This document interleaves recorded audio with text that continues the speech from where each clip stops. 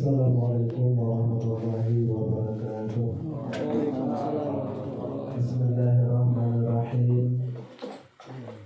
Alhamdulillahirabbil alamin wa bihi nasta'inu ala umuri dunya waddin.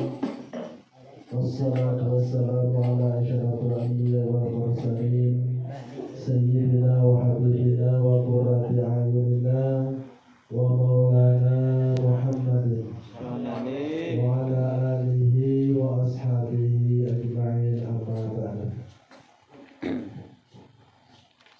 Pada para asatidz pembina Majelis Ta'lim Singapura Desa Purwodadi yang kami muliakan, seterusnya kepada tuan rumah sekeluarga yang kami hormati, dan kepada bapak-bapak, ibu-ibu, dan anak-anak kami jemaah Singapura sekalian yang dirahmati Allah Subhanahu wa Ta'ala. Pertama sekali marilah kita bersama-sama mengucap puja dan bersyukur kehadirat Allah Subhanahu wa Ta'ala, yang mana kita semua sampai pada malam hari yang berbahagia ini masih Allah berikan nikmat berupa kesehatan, yaitu kesehatan jasmani maupun kesehatan rohani, sehingga kita semua masih bisa berkumpul bersama-sama dalam acara rutin kita, yaitu pembacaan Maulid Habsyi secara berjamaah. Adapun pembacaan Maulid Habsyi secara berjamaah ini, kita semua mempunyai satu niat, satu tujuan yang sama, ialah semata-mata untuk beribadah kepada Allah Subhanahu wa Ta'ala. Semoga amal ibadah kita pada malam hari ini diterima sisi Allah Subhanahu wa Ta'ala dan dicatat sebagai tambahan amal saleh kita. Amin Allahumma amin. Salawat dan salam sepenuhnya kita curahkan dari Nabi kita, Nabi besar Nabi Agung Muhammad sallallahu alaihi wasallam, yang telah membawa kita dari alam yang gulita menuju kepada alam yang terang benderang, dari zaman jahiliyah menuju kepada zaman yang penuh dengan ilmu pengetahuan yang kita rasakan sampai saat sekarang ini, dengan berkat risalah yang dibawa oleh kita Nabi besar Muhammad sallallahu alaihi wasallam, dengan iman dan Islam yang kita miliki. Mudah-mudahan kita miliki sampai ke akhir hayat kita, bahkan sampai ke anak cucu kita ila yaumil qiyamah. Amin Allahumma amin. Kepada hadirin wal hadirat sekalian yang dirahmati Allah Subhanahu wa Ta'ala, dan kita bersyukur menjadi umat Nabi Muhammad sallallahu alaihi wasallam. Antara lain kelebihan daripada umat Nabi Muhammad sallallahu alaihi wasallam, dengan sebuah hadis Rasulullah sallallahu alaihi wasallam di dalam kitab Sahih Muslim dijelaskan, man hamma bihasanatin falam ya'malha falahu hasanatun kamilah, wa man hamma bihasanatin wa ya'malha falahu asyru amsalihha, wa man hamma bi sayyi'atin wa lam ya'malha falahu hasanatan wahidah wa man hamma bi sayyi'atin wa ya'malha falahu sayyi'atun wahidah. Qala Rasulullah sallallahu alaihi wasallam. Kata Rasulullah, umatku apabila dia bercita-cita, mempunyai niat, hama itu artinya niat yang kuat, himmah itu niat yang kuat, mungkin sekitar 70%-nya yang kuat niatnya, tinggal 20% atau 30% lagi. Punya niat yang kuat untuk melaksanakan kebaikan, untuk berniat satu kebaikan kata Rasulullah, dan sampai tiba masanya yang diniatkannya walam ya'mal, sehingga tidak terjadi kebaikan itu. Umpamanya saya contohkan, ini malam kita dari minggu kemarin kita sudah niat bahwa Maulid Habsyi pada minggu hari ini di rumah saudara kita Raihan, ini saudara kita, anak kita Raihan, niat dari kemarin walam ya'mal, kebetulan hari hujan tidak jadi berangkat kita, maka kata Rasulullah mendapatkan satu kebaikan, baginya satu kebaikan. Satu kebaikan itu berapa nilainya? Nilai satu kebaikan itu khairum minad dunya wa ma fiha, lebih baik daripada dunia dan seluruh isinya. Satu kebaikan itu. Jadi alangkah ruginya kalau ada satu kebaikan yang di hadapan kita tidak kita ambil, alangkah rugi kita. Jadi satu kebaikan itu nilainya khairum minad dunya wa ma fiha. Niat saja kita sudah dapat pahala, tapi niat yang sungguh-sungguh. Jangan kita sekedar niat saja, niat mau berangkat jamaah subuh, tapi kalau sudah subuh orang azan kita tetap tidur, itu niat. Niat yang tidak terlaksana tiap malam seperti itu, kecuali ada halangan. Kalau ada halangan, sudah niat kita dicatat oleh Allah Subhanahu wa Ta'ala, kata Rasulullah, baginya satu kebaikan. Kemudian kata Rasulullah, wa man hamma bihasanatin, siapa yang berniat dengan satu kebaikan, kemudian sampai tibanya pada malam hari ini kita datang di majelis ini, duduk di majelis ini, maka kata Rasulullah, baginya mendapat 10 ganjaran, 10 pahala. Kemudian sebaliknya kata Rasulullah, wa man hamma bisayyi'atin, barang siapa yang dia bercita-cita untuk berbuat kejahatan, untuk berbuat maksiat, kemudian kata Rasulullah, walam ya'mal, dia tidak jadi memperbuatnya, sampai tiba waktunya dia tidak jadi memperbuatnya, tetapi karena Allah Subhanahu wa Ta'ala, dia takut kepada Allah Subhanahu wa Ta'ala, maka kata Rasulullah dia dapat satu kebaikan. Dia niat satu maksiat, tidak jadi memperbuatnya, dapat satu kebaikan. Tapi tidak jadi memperbuatnya karena Allah Subhanahu wa Ta'ala. Beda kalau ada orang mau maling sawit, sudah dituduh sawitnya, kebetulan yang punya datang, lari dan jadi ngambil, lain lagi ceritanya. Jadi lain lagi karena itu ketemu yang punya. Tapi kalau niatnya karena Allah, takut kepada Allah Subhanahu wa Ta'ala, dia mendapat satu kebaikan.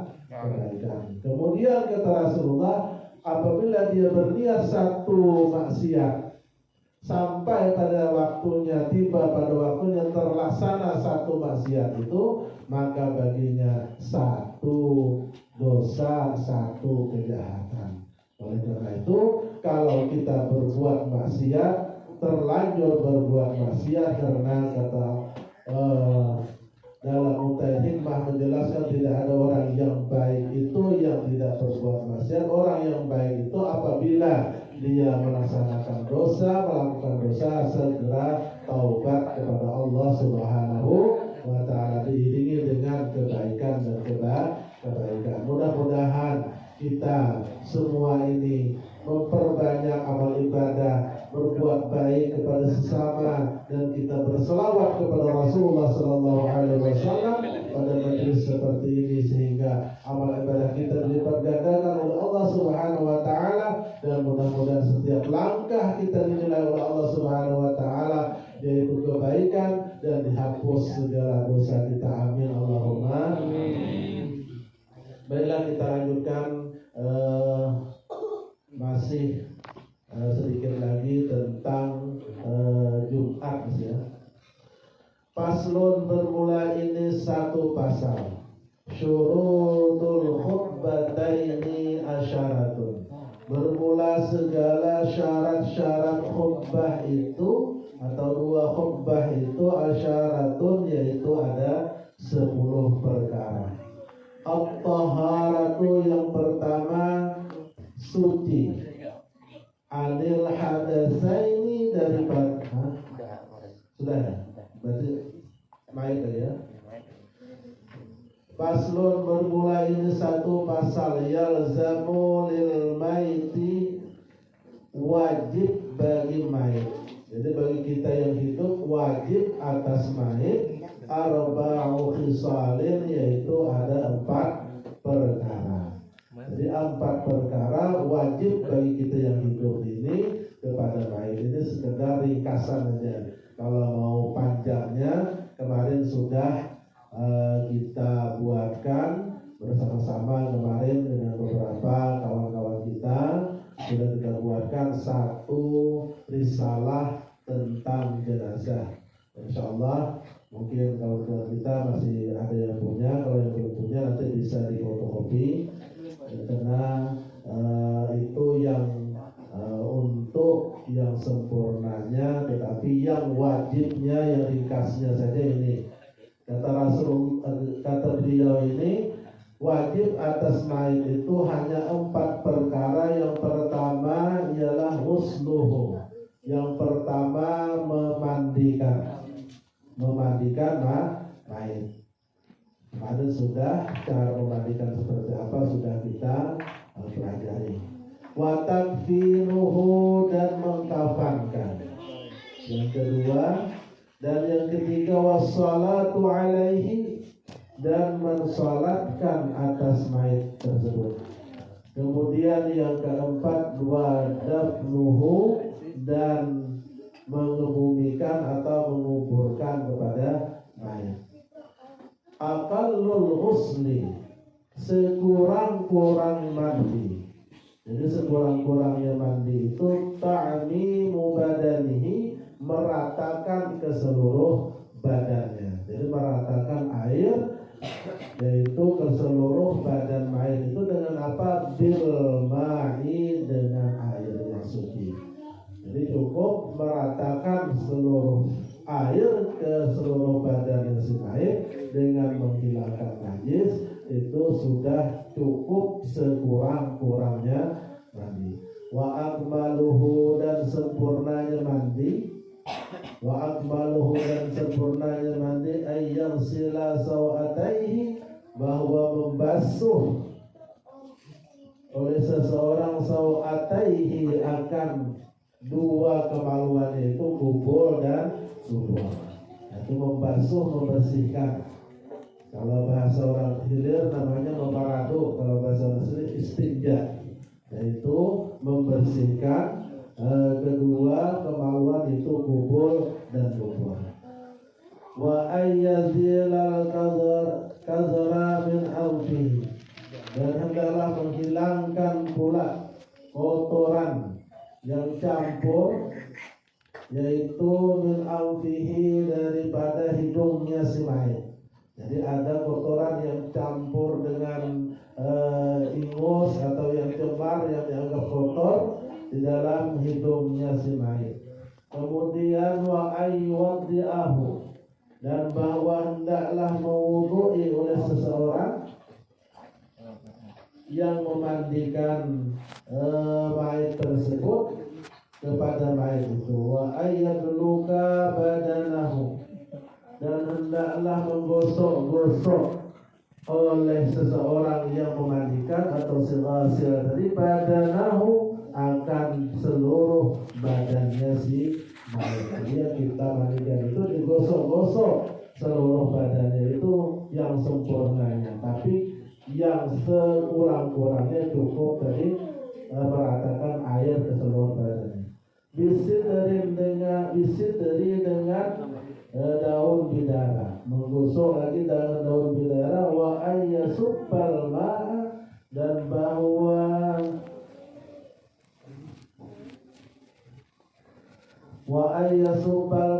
bahwa menyiramkan oleh orang yang memandikan tersebut al-ma'a, akan air, alaihi, atas si mayit, salasan, dengan 3 kali. Jadi menyiramkan air kepada mayit tersebut dengan 3 kali. Akalul kafani, dan sekurang-kurangnya kapan, saupun, yaitu pakaian, ya ummuhu, yang menutupi, yaitu pakaian akan mayit. Wa akmaluhu, dan sesempurnanya kapan, lirrajuli bagi laki-laki salah sulafaiba, yaitu 3 lapis. Jadi sempurnanya kapan bagi laki-laki itu 3 lapis, walil mar'ati, dan bagi perempuan kamisun, yaitu 1 baju gamis, wa khimarun, dan 1 telepon, wa izarun, dan 1 kain, walafafatani, dan ditambah dengan 2 lapis. Jadi 1 gamis, 1 telepon, 1 kain sarung, dan ditambah dengan 2 lapis. Jadi berarti 5 lapis kain kafan dari perempuan sunatnya. Tetapi kalau cukupnya 1 lapis yang menutup auratnya sudah termasuk cukup daripada mengkafani mayat yang kurang kafan. Akan datang insyaallah arkanus salatil jenazah, rukun sembahyang jenazah. Mungkin sampai di sini ada permasalahan ke depan, mohon maaf sebesar-besarnya. Aku kalam, wabillahi taufiq wal hidayah. Assalamualaikum warahmatullahi wabarakatuh.